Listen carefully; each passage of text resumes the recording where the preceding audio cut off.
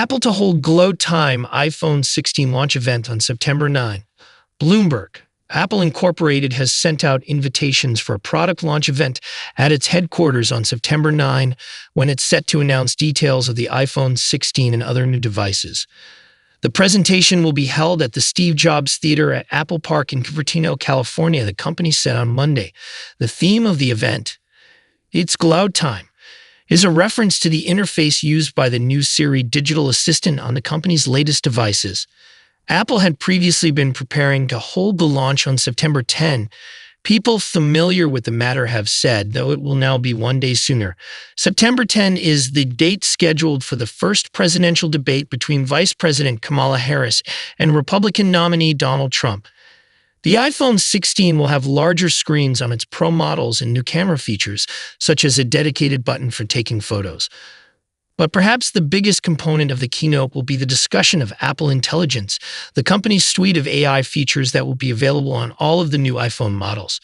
Besides the new iPhones, Apple is preparing major changes to its smartwatch lineup and revamped AirPods.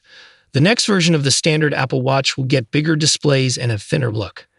The company has also been planning a version of its low-end watch Southeast that is made out of plastic for the first time. Apple has been readying two new AirPods models, a new low-end version to replace the one from 2019, plus a replacement for the mid-tier AirPods that launched in 2021. Both models will include new designs that look more like the AirPods Pro, while the mid-level one will gain noise cancellation for the first time.